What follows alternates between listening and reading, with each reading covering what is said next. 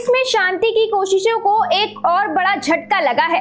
दुनिया के सबसे संवेदनशील समुद्री मार्गों में से एक स्ट्रेट और हॉर्मोज में अमेरिका और ईरान की सेनाएं एक बार फिर आमने सामने आ गई है। दोनों देशों के बीच सैन्य टकराव ने पूरे क्षेत्र में तनाव को चरम पर पहुंचा दिया है और अब हालात किसी बड़े संघर्ष की ओर बढ़ते नजर आ रहे हैं। जानकारी के मुताबिक आज शनिवार सुबह हॉर्मोज के पार लारक द्वीप के पास करीब ईरानी सेना ने चेतावनी के तौर पर कई राउंड फायरिंग की। ईरान का दावा है कि अमेरिकन नौसेना जहाजों की गतिविधियों संदिग्ध थी, जिसके जवाब में यह कार्रवाई की गई है। यह इलाका ईरान के रणनीतिक बंदरगाह शहर बंदर अब्बास के बेहद करीब स्थित है। वहीं दूसरी तरफ अमेरिकी सेंट्रल कमांड यानी सेंट्रोकॉम ने बड़ा दावा करते हुए कहा है कि ईरान ने हॉर्मोज की दिशा में कई हमलावर ड्रोन भेजे थे, जिनमें से 4 ड्रोन अमेरिकी सेना ने हवा में ही मार गिराए।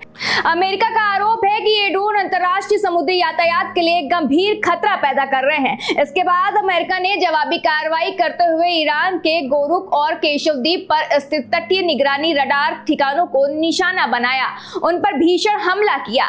इस सैन्य कार्रवाई के बाद पूरे क्षेत्र में सुरक्षा एजेंसियां हाई अलर्ट पर है।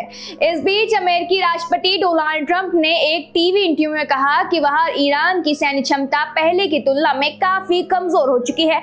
ट्रंप के मुताबिक ईरान के पास अब केवल 21 से 22% मिसाइलें ही बची हैं। उन्होंने यह भी कहा है कि उनका प्रशासन इस संघर्ष को समाप्त करने की दिशा में आगे बढ़ रहा है और आखिरकार अमेरिका ही जीत हासिल करेगा। लेकिन यह सवाल है, क्या वाकई हालात नियंत्रण में हैं? क्योंकि यह पूरा घटनाक्रम ऐसे समय पर हुआ है जब दोनों देशों के बीच सीज़फायर को लेकर बातचीत जारी थी। हालांकि इसी सप्ताह ईरानी ड्रोन द्वारा कुवैत के हवाई अड्डे पर हुए हमले के बाद स्थिति और ज्यादा तनावपूर्ण हो गई थी। उस हमले में एक व्यक्ति की मौत हो गई थी, जिसके बाद क्षेत्रीय सुरक्षा को लेकर गंभीर चिंताएं बढ़ गई हैं। इसके अलावा इजराइल और लेबनान के बीच जारी संघर्ष और हिजबुल्लाह द्वारा शांति समझौते को खारिज किए जाने से मिडिल ईस्ट में अस्थिरता और बढ़ गई है। अब सबसे बड़ा सवाल यही है कि क्या यह टकराव एक बड़े युद्ध की शुरुआत है या फिर दोनों देशों की बातचीत के जरिए हालात को संभाल पाएंगे?